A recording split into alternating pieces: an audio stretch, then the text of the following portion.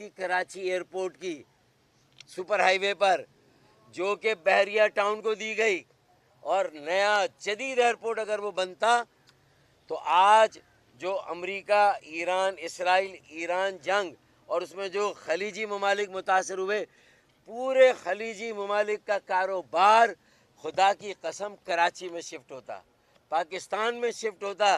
पाकिस्तान को एक मौका होता कि हम सिफारतकारी आलमी अमन के लिए कर रहे हैं, मार्काए हक से हम मार्काए आलमी अमन की तरफ चले गए।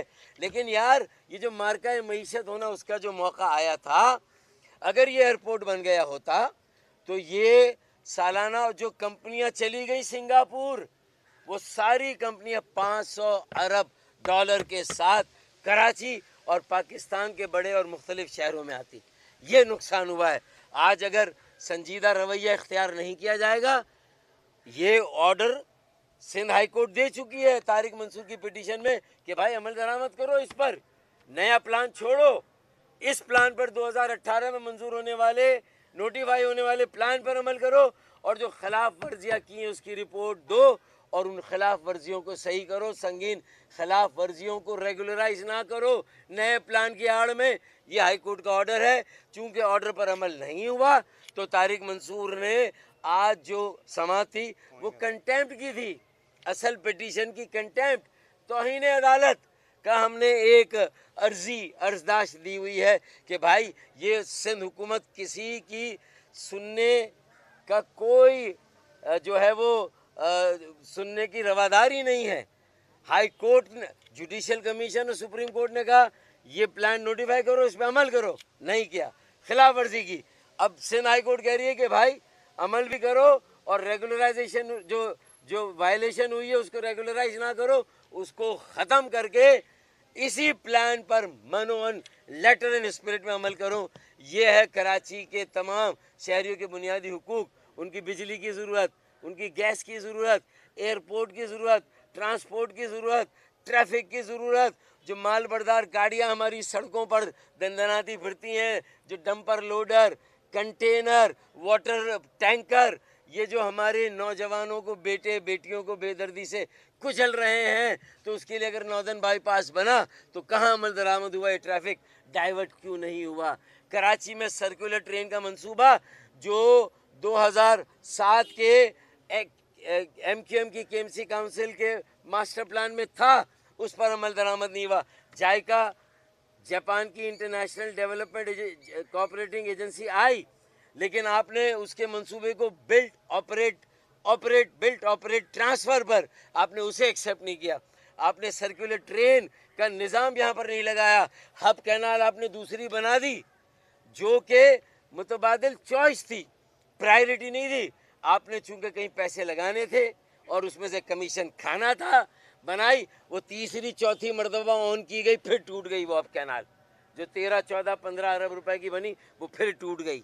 इसी तरीके से रेड लाइन की जो गुलशन इकबाल यूनिवर्सिटी रोड का जो हाल है, वो किसी जंग ज़दा, जहाँ बमों की बौछार हुई हो, जहाँ बम रोज़ाना गिराए गए, उससे बदतर हालात ईरान की सड़कों से, तेहरान की सड़कों से बदतर हालात कराची की सड़कों के आज हैं।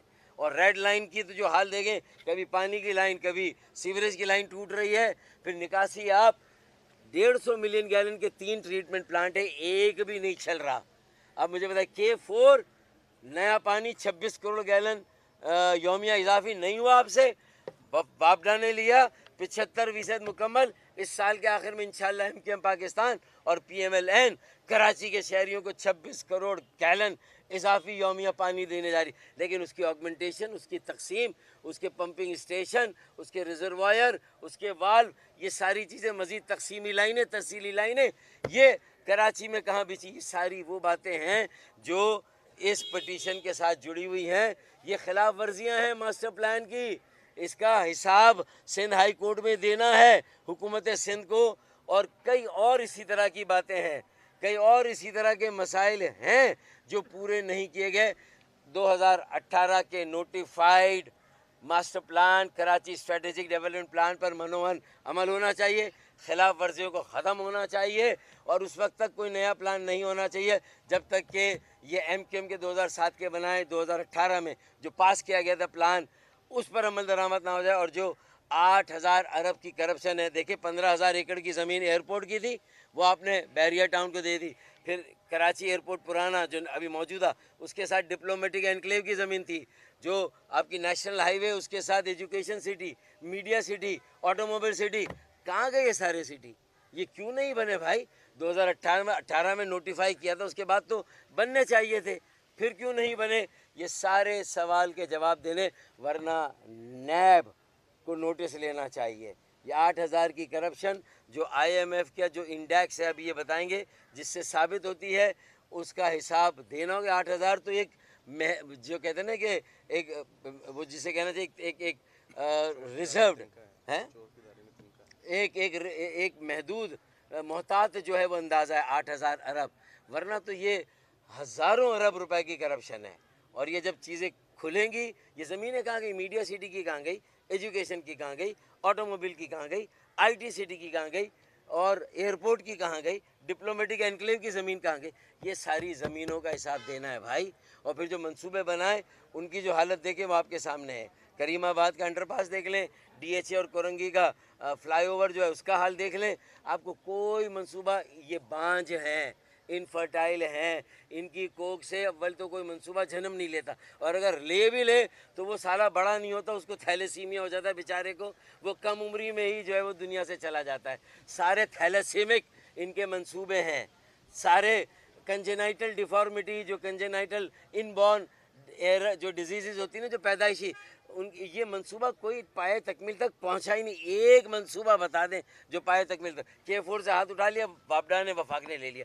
भाई आप 2 मिनट की 3 मिनट के लिए आप भी बात कर लें, और ज़रा 8,000 अरब की करप्शन इंपॉर्टेंट है, ये सुन ले भाई। मैं ये कराची का मुकदमा है, आपका मुकदमा है जी, लेंगे सवाल लेंगे यार, क्यों नहीं लेंगे? बहुत शुक्रिया फारूक भाई का। मैं सबसे पहले तो तहे दिल से शुक्रगुजार हूँ फारूक भाई का, नसरीन जलील बाजी का, MQM के तमाम शोबाजात का, लीगल एड का, तमाम कारकुनान का। हमने इस बार भी as a human rights defender ना सिर्फ मीडिया को इनवाइट किया, सिविल सोसाइटी को इनवाइट किया, शहरी NGO को इनवाइट किया, लीडर ऑफ अपोजिशन को खुद इनवाइट किया, मैंने लीडर ऑफ सिटी काउंसिल को इनवाइट किया। जो कराची का दर्द रखने की ख्वाहिश रखता है वो आए। लेकिन आज भी MQM ने बाजी ले गई। मैं उस पर शुक्रगुजार हूँ MQM का कि MQM ने कराची वालों का डिसेंट राइट टू लाइफ की ये पिटिशन थी। ये पिटिशन इसके अंदर लिखा हुआ है, डिसेंट लाइफ फॉर कराची टीस, एक ऐसा मयार ज़िंदगी जो कराची वालों के L4 L5 आप सबके कमर के मोरों के अंदर हो चुका होगा। आपके झटके खाते खाते आपकी कमर में मोटरसाइकिल के जो झटके हैं उससे ज़रूर हो चुका होगा। लेकिन ये पिटिशन में आज हमने कंटेम्प्ट ऑफ कोर्ट फाइल की। क्यों फाइल की? ये नोटिफाइड प्लान, जैसे कि फारूक भाई ने बताया, 2018 में नोटिफाइड हुआ और उसके बाद ये गायब रहा। इदारों ने, बहुत सारे जो सिंध गवर्नमेंट के इदारों, उन्होंने कहा ऐसे कोई नोटिफाइड प्लान नहीं हुआ। 2024 में हम कोर्ट गए, हमने बताया ये 247 पेज का असल नोटिफाइड प्लान है जो सुप्रीम कोर्ट और जुडिशल कमीशन के ऑर्डर पे बना, और MQM के दौर हुकूमत में 312 रेजोल्यूशन 2007 में सिटी काउंसिल में मंजूर हुआ। लेकिन प्लीज़ हमने इस पे जाके कंटेम्प्ट ऑफ कोर्ट की, हमने इस पे कंटेम्प्ट ऑफ कोर्ट लगाई, क्योंकि रिव्यू फाइल की गई सिंध हुकूमत की तरफ से, क्योंकि 16/10/2025 को जस्टिस इकबाल कलोड़ो की अदालत ने एक ऑर्डर पास किया। वो ऑर्डर क्या था? वो ऑर्डर ये था कि फौरी तौर पे AG सिंध तमाम इदारों से हल्फनामे लें और हल्फनामे लेके कोर्ट में जमा कराएं कि वो इस ऑर्डर पे इम्प्लीमेंट करेंगे।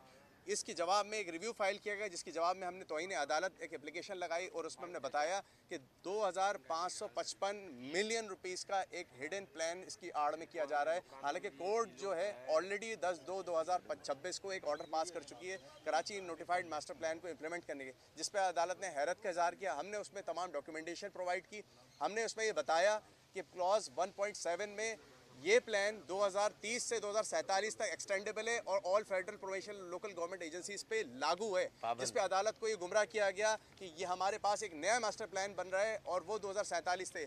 मैं आज आपके फोरम पे ये इंकशाफ कर दूं कि ये IMF की technical and governance corruption diagnostic report है, जिस पे काम शुरू हो चुका है और आप इस पे क्रैकडाउन भी देख रहे हैं, क्योंकि रिकमेंडेशन IMF की थी 31 दिसंबर की, नेशनल कमीशन फॉर अकाउंटेबिलिटी बनने के लिए अक्रॉस द बोर्ड। आज मैं आपको बता दूं कि जो MQM का प्लान बना था 28 फरवरी 2026 के बाद उसकी अहमियत उजागर हुई। वो कैसे? ये प्लान जो बना था ये दुबई के मॉडल पे बना था। इसमें education city, media city, diplomatic enclave, financial enclave, इसके अंदर पूरी एजुकेशन सिटी थी, इसमें पूरा हब था जो दुबई का अल्टरनेटिव गेटवे ऑफ ईस्ट बनना था। आज जो 500 अरब डॉलर की फ़्लाइट हुई है, जो वो विक्टोरिया हार्बर हांगकांग गई है और Schengen airport Dubai Singapore fly हुई, उसमें से 100 अरब डॉलर कम से कम कराची आने थे। पिछले दिनों वज़ीर दाखिला ने बताया कि 100 अरब डॉलर फ्लाई हुए।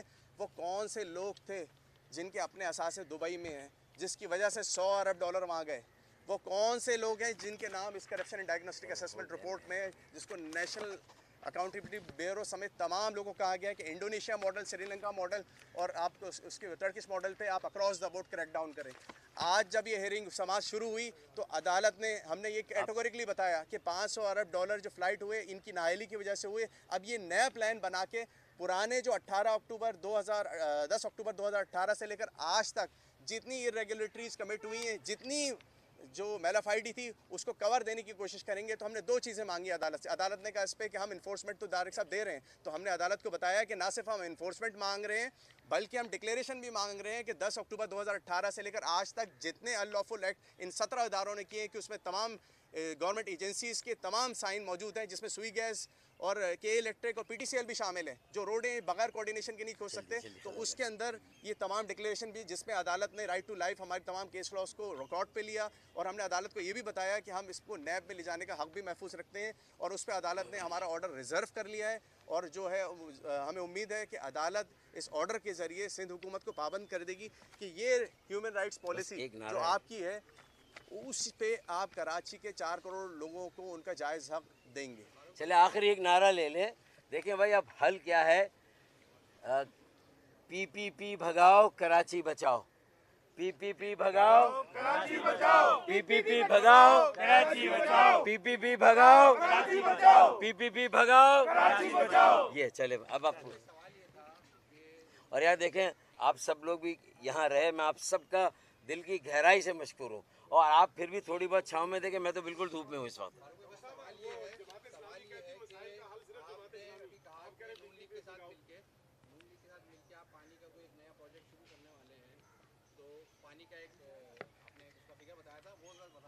नहीं, हाँ सुन लें।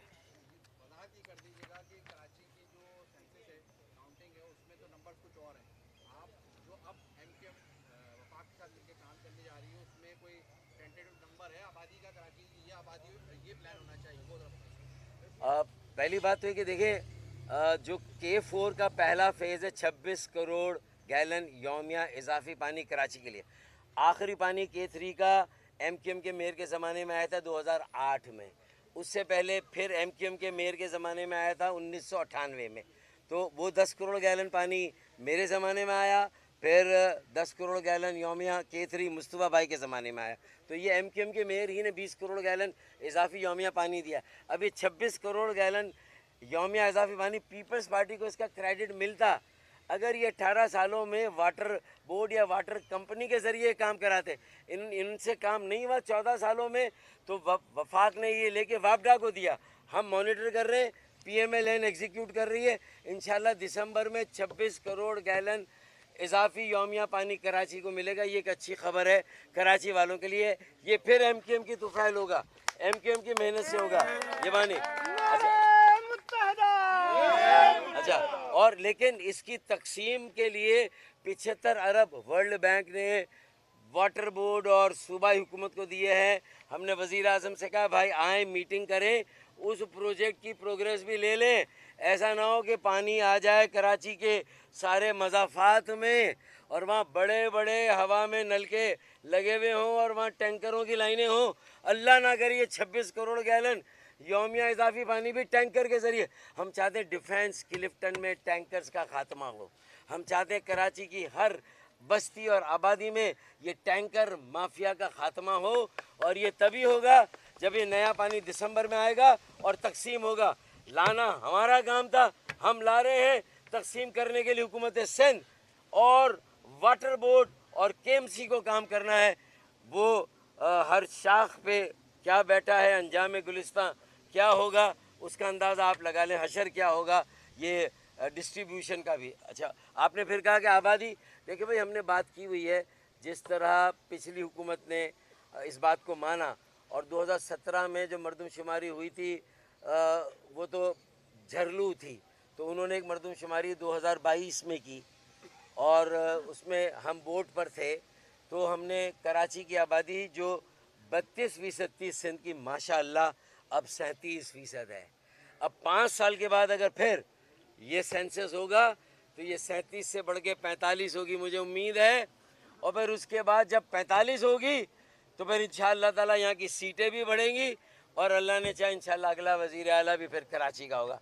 अबे तुमने हमारी सिर्फ गवर्नरशिप छीनी है ना बेटा, आज की इस बात को रिकॉर्ड कर लो, हम सूद के साथ ये गवर्नरशिप भी वापस लेंगे और सूद में कराची का मेयर और डिप्टी मेयर भी इंशाल्लाह वापस लेंगे और अगला अगला अगला वजीर आला भी इंशाल्लाह ताला एमकेएम पाकिस्तान का होगा। बहुत शुक्रिया, थैंक यू। फाइल ले आइएगा, वो ब्लू वाली फाइल ले आइएगा। अच्छा भाई तारिक भाई, हमारी तो छुट्टी नहीं यहाँ से।